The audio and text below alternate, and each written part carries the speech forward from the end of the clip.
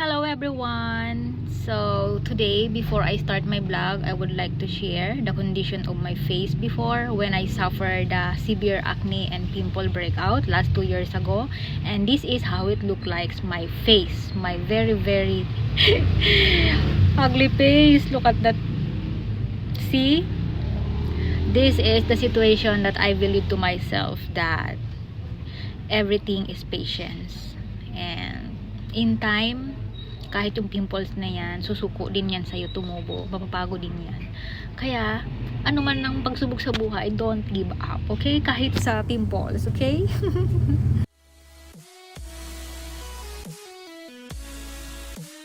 Good morning everyone! So, sino yung mga mahilig sa skincare dyan na maraming tagyawat in acne? And then, itong video na to ay para sa'yo. Baka makakuha ka ng konting idea or something dito sa aking vlog na to na magustuhan mo. So, ayan. Ito ang mga cream na nakapagpagaling ng aking mga tagyawat in acne na nagsuffer ako for 2 years. So, ayan yung cream and i-reveal ko na po sa inyo. So, happy watching! Guys, hello mga kamay, welcome to our channel.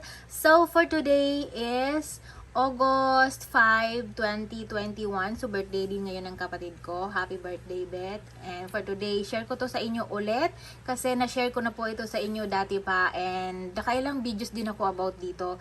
Kasi nga po, ito po yung ginagamit ko. So share ko ito ulit sa inyo kasi nakabasa ako ng mga comments kung saan ko daw ito talaga nabili na siya, kung until now gumagamit pa rin ba ako nito, kung ano daw masasabi ko. So yes, ang sagot ko po doon kung gumagamit pa ako nito, yes. Matagal na po akong gumagamit nito and ayan po siya. Ito po yung ginagamit ko. I-refresh ko po ulit sa inyo sa mga hindi pa nakapanood. Kasi ako po ay nagsuffer ng super severe pimple and acne for 2 years and ito po ang nakapagpagaling. Ito po ay product ni Dr. Jesus C. Fajardo.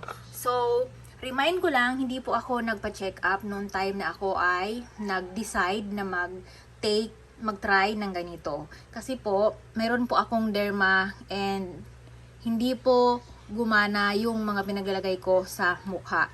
So, one time, nakabasa ako ng isang article na bigla nila nag-pop up sa Facebook ko and then hinanap ko siya and then nakarating ako sa Shopee and nabili ko po ito sa Shopee. Yes, sa Shopee ko po ito nabili.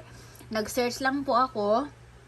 Hindi ko alam kung legit ba until I found out na legit yung shop na pinagbilhan ko. So, more than 3 years na, nearly 4 years na kung ano nito.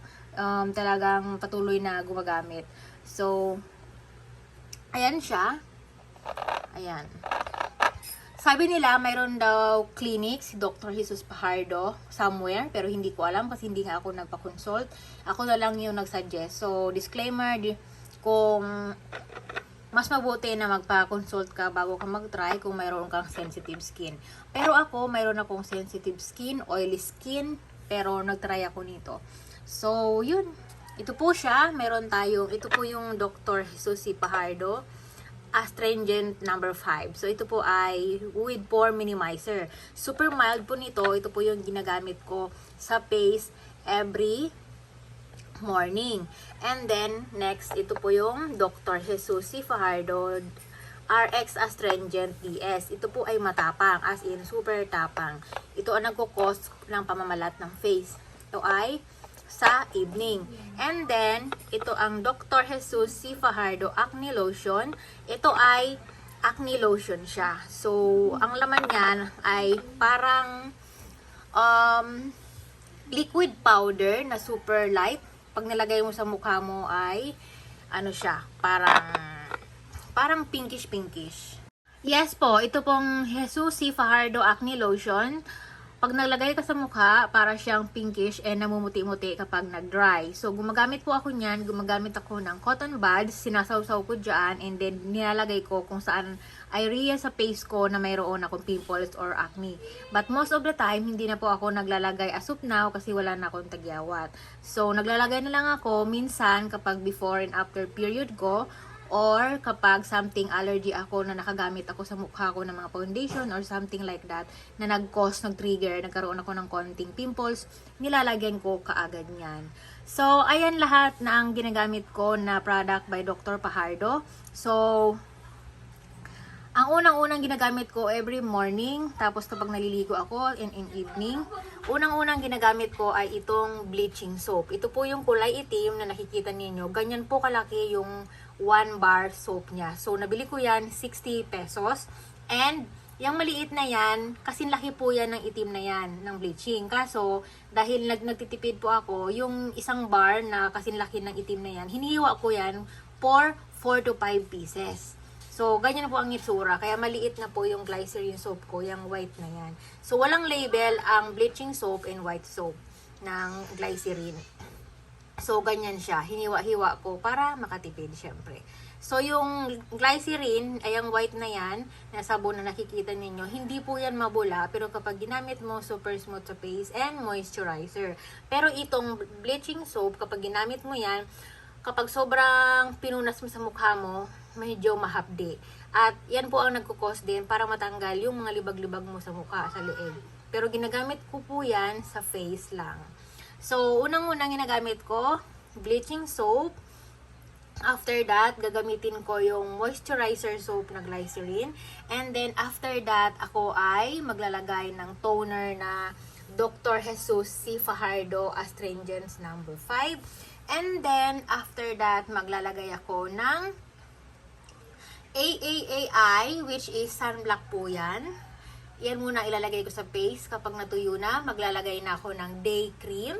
Kapag natuyo na, ano na siya, pwede na akong maglagay ng acne lotion kung meron akong tagyawat. Dahil wala na akong tagyawat, hanggang day cream lang ako. And then, maglalagay na ako ng press powder na Pond's or Johnson. Tapos, kapag gabi naman, bleaching soap, tapos glycerin soap, and then Dr. Jesus Astringent PS. Ito ang gagamitin ko, itong matapang. And then, kung may tagyawat, maglalagay ako ng Dr. Acne Lotion. Kung walang tagyawat, hanggang doon na lang. Yun na lang ang ilalagay ko na astringent. And then, sometimes, naglalagay ako nitong night cream. Hindi na po ako naglalagay ng night cream ngayon araw-araw. Every 2 days na ako naglalagay ng night cream. Kasi, nag-improving na nga yung skin ko sa face. Hindi na kailangan maglagay ako ng araw-araw para makatipid naman. Pero dati, araw-araw po ako naglalagay niyan. So, medyo pricey po kasi ang night cream.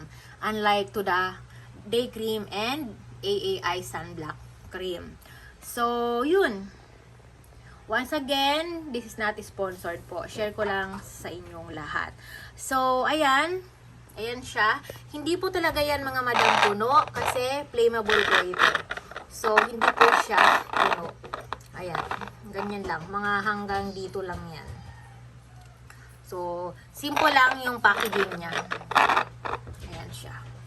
Ayan. Anyways, ayan po ang mixture ng mga creams na to. So, ito yung night cream. As you can see, para siyang putik. Ayan. Oh, pag nilagay mo sa mukha mo, wala siyang amoy, pero ano siya, kapag hindi mo inayos yung blend, medyo malagkit. Ayan siya. Night cream lang po yan nilalagay. And then, ito yung day cream. As you can see, ganyan yung mixture niya. Medyo malapot, malagkit. Ayan siya. Pero pag nilagay mo sa mukha mo, once na nag-absorb, pwede ka nang magpatong ng foundation or powder. Okay lang. Hindi siya mamumuo. So, maganda kapag na-blendable mo siya ng maayos. And then, ito ang klase ng sunblock. So, malagkit din siya. Wala ring amoy. Ayan. Malagkit po siya pag nilagay mo sa mukha mo. Naglalagay lang ako niyan mukha at saka leeg. So, ayan. Sa tatlong creams, ang pinakamura yung sunblock. Sa shop na binibilhan ko, if I remember, I think nasa 80 pesos to 90, something like that. And then, ito naman na day cream, pumapatak siya na I think 170. Hindi ko sure yung price kasi hindi ko masyadong pinupokus yung presyo pag ako nabili. Pero 100 plus siya, 150 something. Tapos ito na night cream, ito ang medyo pricey. I think nasa ano ito, 200 plus, 250 plus. So ayan. Tapos itong sabon, mura lang yan, 60 pesos bawat isang bar. Tapos ito, mga pricey itong mga ano na to, itong mga liquid. Pero pinaka-pricey ito, tsaka ito. Ito, mura lang ito. Nasa 100 plus lang yan. 120, something like that. So, yun. Ayan siya. So, kung mayroon kayong katanungan, mag-comment lang po kayo down below. So, yes, gumagamit pa rin po ako nito. Tapos, yung comment kung saan ko to nabili ko po ito sa Claire's Beauty Shop sa Shopee. Once again, Claire's Beauty Shop sa Shopee. Claire's Beauty Shop sa Shopee. Doon ko po siya nabili. Legit po siya. Pero marami namang mga nagtitinda nito sa Shopee. Pero dahil, syempre, business nila yon, yung iba, medyo tumaas ng konti yung presyo. Unlike doon sa shop na pinagbibilhan ko ng items na to. So, I think legit naman sila. So, kung gusto mo mag-try nito, search nyo lang online sa Shopee and then you can order. Marami silang ino-offer na different kinds of Dr. Pajardo's product. Mayroong pampaputi ng kilikili, mayroong lotion, and mayroong kojic, and many more. So, ako kasi, ito lang lagi ang ginagamit ko. Ayan. Ito lang talaga. So, kapag gusto ko yung mukha ko mamalat, lagi ako naglalagay nitong Dr. Jesus, si Fajardo na RX Astringent na DS, itong dilaw. Pero minsan, hindi ako naglalagay ng astringent araw-araw ng dilaw. Every 2 days na lang. Kasi nga, pricey nga talaga siya. Pero nung may pimples ako, straight talaga yan, naglalagay ako every day. Pero dahil ngayon, nawala na akong tagyawat, okay na yung face ko. So, maintenance ko na lang yan. So, yan. Based on my experience, the best po yung product na to. So, hindi ako nagkamali na nag-take ako ng risk na mag-order at itry ito. Kahit hindi ko alam na ito ay legit, ito ay hiyang sa akin, or kung original ba talaga. So, the best choice that I made so far. So, ayan. So, sa may mga tagyawat in pimples na nagsasuffer out there, don't lose hope. Just be aware sa mga gagamitin niyo. Huwag kayo basta-basta gagamit ng kung ano-ano. And, syempre, mas the best magpa-consult kayo sa dermatologist or sa mga skincare expert. So, yeah, hanggang dito na lang yung aking vlog. Thank you everyone for watching and see you on my next vlog. Bye-bye!